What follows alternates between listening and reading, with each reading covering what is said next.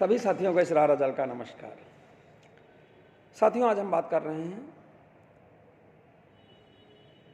Uttar Pradesh police regulation act के बारे में। आज इस एक्ट के बारे में हम बातचीत करेंगे कि जब थाने के भारत साधक अधिकारियों को थाना इंचार्ज को सूचना मिलती है कि कहीं कोई अपराध घटित हुआ है तो वो उसकी तुरंत सूचना ग्रहण करता है और अपने जो हेड मुहर्रिर है थाने का, जो FIR लेखक है, उसको कहता है कि वो FIR को दर्ज कर ले। जनरली FIR 3 प्रतियों में दर्ज की जाती है।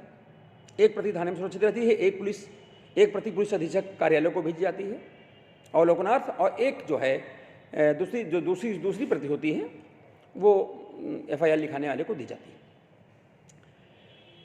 दंड प्रक्रिया संहिता की धारा 157 एक खा कहती है कि एक दरोगा का ये दायित्व है कि वो देखे, एक थाने इंचार्ज का दायित्व है कि देखे कि वो मामला सिविल प्रकृति का तो नहीं है। अगर मामला सिविल प्रकृति का हो तो उससे उस तरह व्यवहार करना है, अगर मामला आपराधिक प्रवृत्ति का है तो उसको उसका व्यवहार करना है। अगर मामले गंभीर प्रकृति के हैं, संज्ञेय अपराध वाले मामले हैं 324, 325, 326, 308, 307, 302, 376, 354, तो इसमें तुरंत ही FIR दर्ज करने का आदेश होता है। FIR 3 प्रतियों में दर्ज हो जाती है। अब FIR दर्ज करने के बाद में अन्वेषण का कार्य आगे बढ़ता है। तो ये भी हो सकता है कि कोई अधिकारी जो है थाने का इंचार्ज महोदय अन्वेषण न करना चाहता हो, इन्वेस्टिगेशन न करना चाहता, तो उसको उन कारणों को उल्लेख करना होगा जो FIR 3 प्रतियों में लिखी है। तीनों प्रतियों में उस कारण को उल्लेख करना होगा कि वो किन कारणों से अन्वेषण नहीं करना चाहता है। और इतना ही नहीं, उन कारणों को उसे जनरल डायरी जो होती है, GD जिसको बोलते हैं, उसमें भी उसे दर्ज करना होता है। अब नियम तो ये है कि साथियों की अगर कोई FIR हुई है, कोई घटना घटी है, कोई अपराध घटित हुआ है और FIR दर्ज हुई है, तो जो हमारा विवेचना अधिकारी है, हमारा जो है, उसको विवेचना जो है घटना स्थल पे ही पूर्ण कर लेना चाहिए। ऐसा दंड प्रक्रिया संहिता की धारा 147(1) का में दिया गया है कि अन्वेषण जो है घटना स्थल पे पूर्ण किया जाना चाहिए। लेकिन ये घटना स्थल पुलिस थाने के समीप है, जैसा कि शहरों में वगैरह में हो जाता है, तो अन्वेषण अधिकारी जो है घटना स्थल पर भी जाकर के और देख सकता है और पुलिस थाने पर बैठ कर आकर के जो अन्वेषण कार्य को पूरा कर सकेगा। लेकिन ऐसा बड़े शहरों में होता है, जनरली तो जाना ही पड़ता है और उसे घटना स्थल पर ही जाकर के जो है सब कुछ जो है। और जब भी वो ऐसा पुलिस अधिकारी घटना स्थल पर जाता है तो उसका जो है TA DA जो भी किराया होता है वो सारा जो है वो खर्चा सरकार की ओर से उसको देय होता है। अब आते हैं कि इन्वेस्टिगेशन में अन्वेषण जो अधिकारी है, हमारा विवेचना अधिकारी है, इन्वेस्टिगेशन जो ऑफिसर है, उसके क्या कर्तव्य हैं।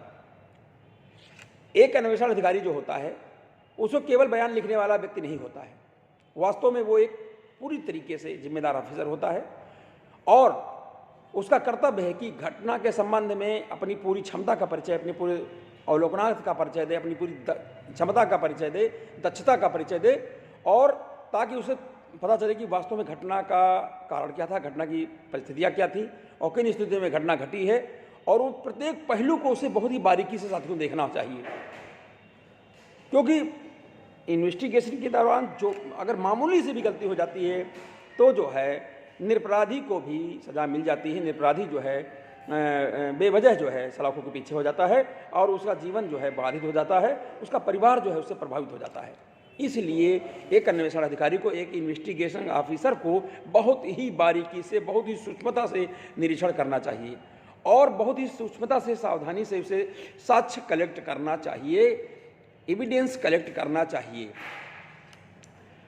उसका काम किसी को दोषी नहीं सिद्ध करना है या किसी को अपराध से बाहर नहीं निकालना है। उसका काम है कि स्थितियाँ परिस्थितियाँ जो भी कहती हैं उसके अकॉर्डिंग उससे फैसला लेना होता है और उसके अपने निजी विचार उसमें नहीं आने चाहिए। वो कोई पक्षकार नहीं बनना चाहिए कि वो या जाति पे आधारित या धर्म पे आधारित जो है, ऐसा नहीं होना चाहिए। लेकिन होता अक्सर यही है। इसका भी एक अपवाद है बात कि जितने भी इन्वेस्टिगेशन ऑफिसर होते हैं इन्वेस्टिगेशन, वो सारे के सारे लगभग भारत की स्थिति तो कमोबेश है कि वो कहीं ना कहीं जो है all the most of the officers वो प्रभावित हो जाते हैं, कहीं धर्म को लेकर के, कहीं जाति को लेकर के, कहीं सेक्ट संप्रदाय को लेकर के वो प्रभावित, और उनकी इन्वेस्टिगेटिंग जो है उसी पक्षपात ढंग से चलती रहती है। ये ऐसा देखने में आता है, अक्सर देखने में आया साथियों। बीइंग एन एडवोकेट मैं इस बात को अच्छे से जानता हूँ साथियों, कैसा हो जाता है, होना नहीं चाहिए पर हो जाता है। तो साथियों, एक इन्वेस्टिगेशन ऑफिसर बहुत जिम्मेदार व्यक्ति होता है। उसका दायित्व है कि वो केस का सही ढंग से स्टडी करे और पक्षपातपूर्ण रवैया ना अपनाए और पक्षपात रहित होकर के जो है अपना इन्वेस्टिगेटिंग जो कार्य है उसका करना चाहिए। अब जो इन्वेस्टिगेशन ऑफिसर है साथियों, वो उसको क्या करना चाहिए, उसे केस डायरी में, जो सीडी बोलते हैं, इसे केस डायरी बोलते हैं, यानी हिंदी में बोले तो दैनिकी, उसमें हर बात को दर्ज करना उसकी ड्यूटी होती है। वो कब निकला है थाने से, किन लोगों को हमराह में लिया, किन लोगों को साथ में लिया है, रिपोर्ट करने जो थाना घटनास्थल पर कब पहुंचा है, उसकी जो है वहाँ का नक्शा बनाना, नक्शा नजरी बनाना घटनास्थल का, और सब कुछ उसे जो है लिखना है और उसे केस डायरी में नोट करते रहना है। ये केस डायरी जो है जब हर तारीख दर तारीख और पर्चा के रूप में, जो पर्चा नंबर 1, 2, 3, 4, 5 जो करते रहते हैं, इनके रूप में लगातार न्यायालय में प्रस्तुत होती रहती है, न्यायालय को भेजना होता है और अपनी जो है प्रोग्रेस रिपोर्ट से न्यायालय को अवगत कराना होता है। ये सब जाते।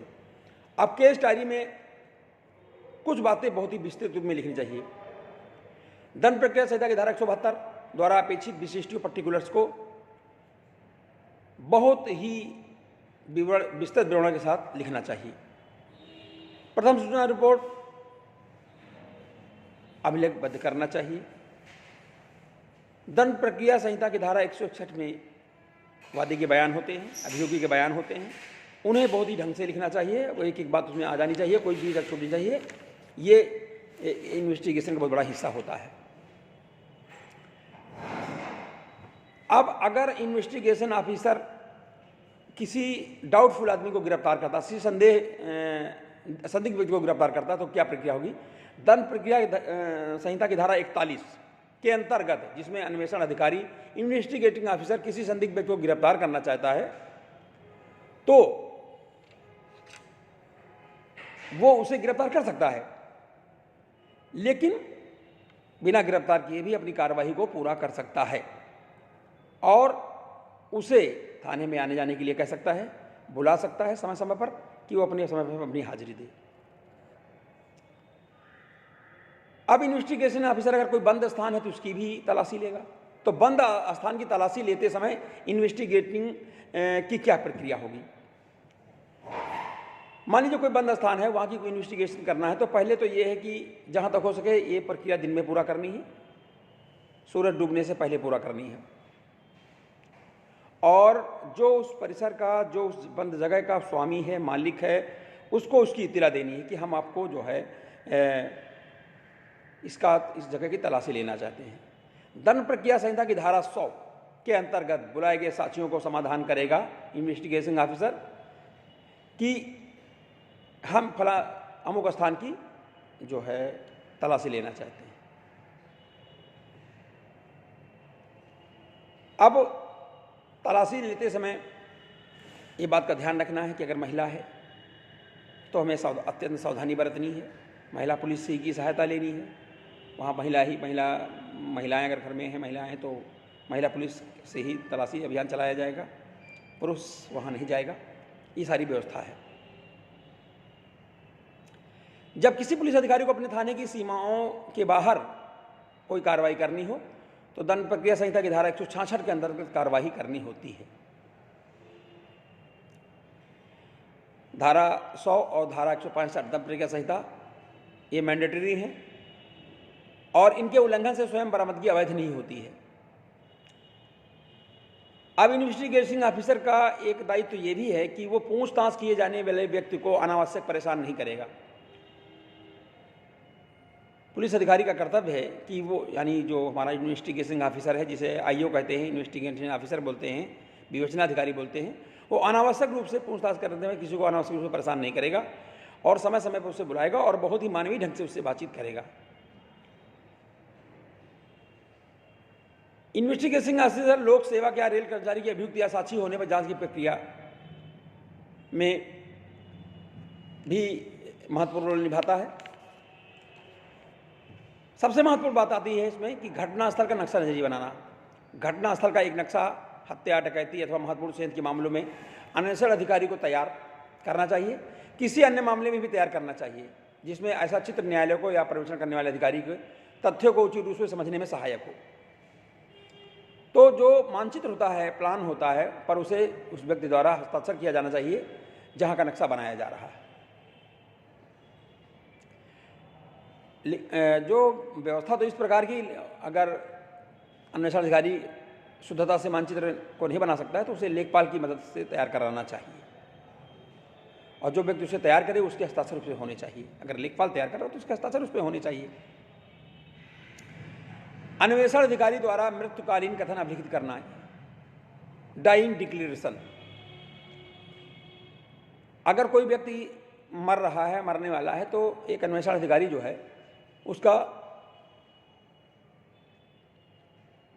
बयान दर्ज करने के लिए अग्रसर होगा। अगर उसको इन्वेस्टिगेशन ऑफिसर को लग रहा है कि ये आदमी जो चुटहिल है, ये मर सकता है, अस्पताल पहुंचाने से पहले मर सकता है, तो साथियों उसको जो है डाइंग डिक्लेरेशन बयान लेने का अधिकार है, और वो 2 सम्मानित व्यक्तियों की उपस्थिति में उसके डाइंग डिक्लेरेशन को लिपिबद्ध कर लेगा, और घोषणाकर्ता तथा साक्षियों के हस्ताक्षर या अंगूठा निशानी घोषणा पत्र के पिछले हिस्से में बैक पेज की तरफ कर लेगा।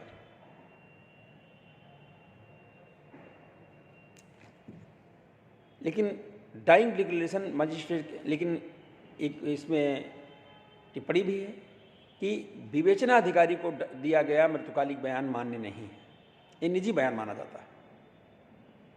तो जहाँ तक हो सके डाइंग डिक्लेरेशन जो मजिस्ट्रेट के उपस्थिति में होना चाहिए, वही मान्य है न्यायालयों में। अब आता है कि अपराधी की कार्रवाई शिनाख्त के नियम, आइडेंटिफिकेशन के नियम क्या है। ऐसे समस्त मामले जिसमें ऐसी संभावना है कि संदिग्ध व्यक्तियों की साक्ष्यों द्वारा शिनाख्त के लिए पहचान परेड की जाएगी, तो अन्वेषण अधिकारी अपने अन्वेषण के प्रारंभ से ही यह सुनिश्चित करने के लिए कार्रवाई करेगा कि शिनाख्त कार्रवाई से किए जाने से पहले संदिग्ध व्यक्तियों को देखने का कोई अवसर साक्षियों को नहीं दिया जाएगा। कि शिनाख्त परेड जो होती है, आइडेंटिफिकेशन जो परेड होती है, वहीं डायरेक्ट जो है ऐसे लोगों को लाया जाता है, उससे मिलते जुलते कुछ लोग और उपस्थित रहते हैं, उन्हीं के बीच में उसे पहचानना होता है, वादी या अभियोगी को पहचानना होता है। वस्तु या माल की कार्यवाही शिनाख्त के नियम, महत्वपूर्ण मामलों में संदिग्ध से प्राप्त संपत्ति की वस्तुएं, चुराई जाने के लिए संदिग्ध वस्तुएं, ये जो सारी चीजें हैं ये भी पहचान में लाई जा सकती हैं, ये भी पहचान की जा सकती हैं। और अब आते हैं कि अगर कोई आदमी अपराध किया है और वो विकृत चित्त है तो क्या होगा। विकृत चित्त व्यक्ति के अभियुक्त होने पर पुलिस द्वारा की जाने कार्रवाई, अगर कोई व्यक्ति विकृत चित्त है तो ये उसका वर्णन जो केस डायरी होती है उसमें भी लिखना है, जो जनरल डायरी है साथ ही उसमें भी लिखना है। अब आते हैं कि मजिस्ट्रेट के समक्ष बयान। दंड प्रक्रिया संहिता की धारा 164 में 164 में मजिस्ट्रेट के समक्ष बयान होते हैं। दंड प्रक्रिया संहिता की धारा 164 में मजिस्ट्रेट के समक्ष बयान होते हैं। मजिस्ट्रेट के समक्ष जो भी कन्फेशंस होते हैं वो पूर्णतः से मान्य होते हैं और वो न्यायालय में साक्ष्य के रूप में प्रयोग होते हैं। पुलिस अभिरक्षा में जो भी बयान होंगे वो न्यायालय में मान्य नहीं होते हैं, केवल मजिस्ट्रेट की अभिरक्षा में जो बयान होते हैं वो ही मान्य होते हैं। अब आता है कि कभी कभार मान लीजिए इन्वेस्टिगेशन की प्रक्रिया पूर्ण नहीं हो रही है तो रिमांड का आधार आता है कि तो पुलिस जो है निकटतम मजिस्ट्रेट के समक्ष पहुंच करके मुलजिम को पेश करती है और रिमांड लेने का प्रयास करती है, यानी उसको अपने पास रखने के लिए और उससे पूछताछ करने के लिए समय मांगती है। पुलिस अभिरक्षा में वापस किए जाने की मांग नहीं करनी चाहिए जब तक प्रार्थना पत्र देने वाला अधिकारी निश्चित और संतोषजनक आधार न दे दे।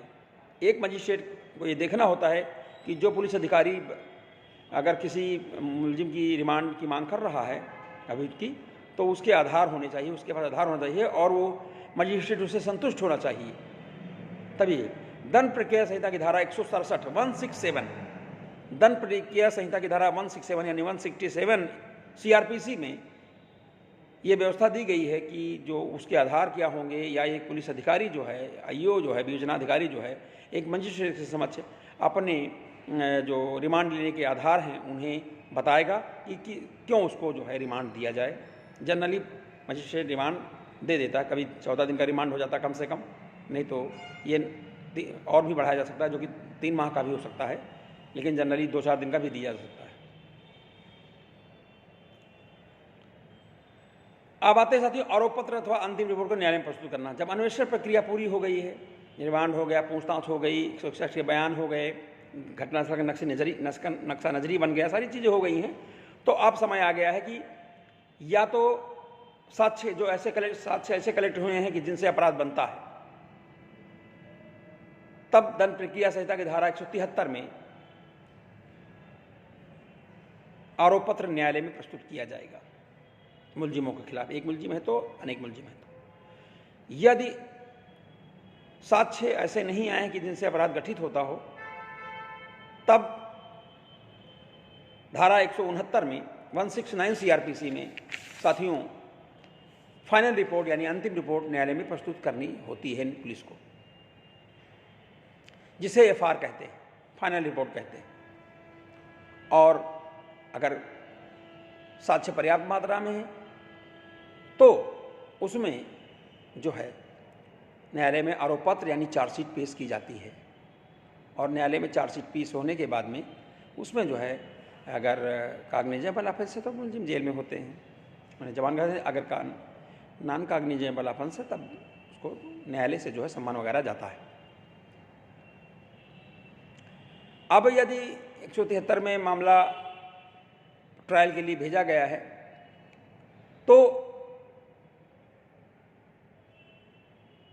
लोक अभियोजक के जो है द्वारा न्यायालय को समर्पित किया जाएगा। इसे समन मामलों में व वारंट मामलों में प्रथम सूचना रिपोर्ट से प्रस्तुत करने की 4 सप्ताह के अंदर न्यायालय में पहुंचना चाहिए। सेशन मामलों में 8 सप्ताह के अंदर न्यायालय में पहुंचना चाहिए। सीओ के मामले में 1 सप्ताह से अधिक आरोप पत्र नहीं रोकना चाहिए। तो इस प्रकार जो है न्यायालय में फाइनल रिपोर्ट एफआर या चार्जशीट प्रस्तुत की जाती है। अब न्यायालय में जब मामला पहुंच गया साथियों, तो एक चीज़ और बताते चलें कि अगर कोई ऐसा अपराधी रहा जिसको पूर्व में दोष सिद्ध किया जा चुका है या पूर्व में कोई अपराध किया, तो उसका विवरण भी जो है, जो हमारा चार्जशीट होता है उसका स्तंभ 7 होता है, कॉलम 7 होता है, उसमें अंकित होना चाहिए कि वो किस जिले का रहने वाला, कहाँ का रहने वाला है, उससे पहले उसने क्या दोष किया था, क्या अपराध किया था, उसको सज़ा मिल चुकी है या नहीं मिल चुकी है, या उसका ट्रायल किसी कोर्ट में चल रहा है या नहीं चल रहा है।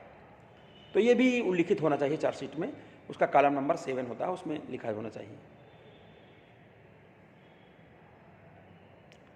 तो ये साथियों है।